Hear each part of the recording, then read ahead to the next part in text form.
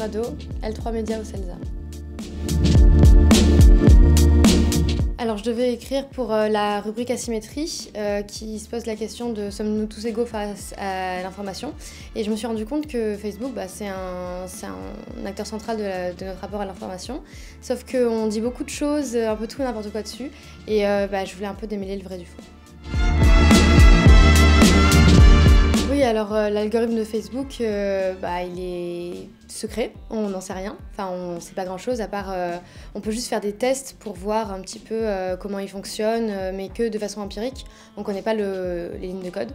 Et d'ailleurs, dans mon article, je cite Swello, qui est une start-up toulonnaise qui s'intéresse beaucoup à la question de l'algorithme de Facebook et des réseaux sociaux en général, et qui aime bien les tester pour voir ce qui marche pas, ce qui change pas.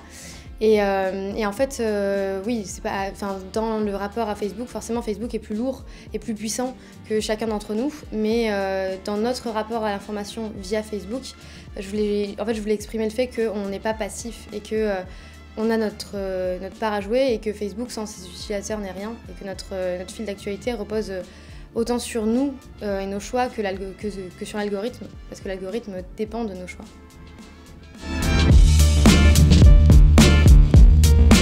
Je pense pas que Facebook soit le nouvel espace public, parce que pas tout le monde est sur Facebook, et l'espace public se doit d'être accessible. Après, effectivement, ça joue un rôle considérable dans notre rapport à l'information et dans la circulation de l'information. Donc oui, Internet en général et les réseaux sociaux en général, pas que Facebook, sont devenus centraux représentent tout un pan de l'espace public. Mais il ne faut pas oublier qu'il y a plein d'autres façons de s'exprimer.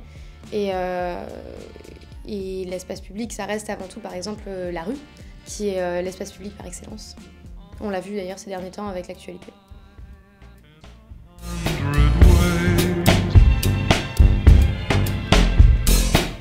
Alors, pas vraiment.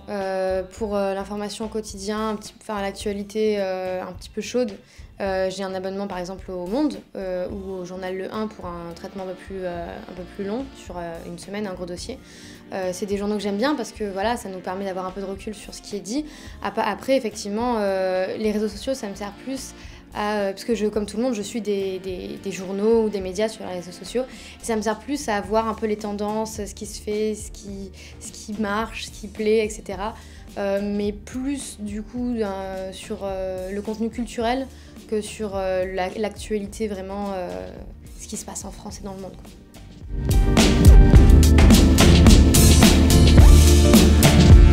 Si ce sujet vous a plu, vous pouvez retrouver mon article en barre d'informations. Vous pourrez réagir en commentaire, l'équipe Fast Ten se fera un plaisir de vous répondre. Vous pouvez aussi le partager sur les réseaux sociaux si vous voulez en parler autour de vous, et voir le site Fast Ten pour d'autres articles.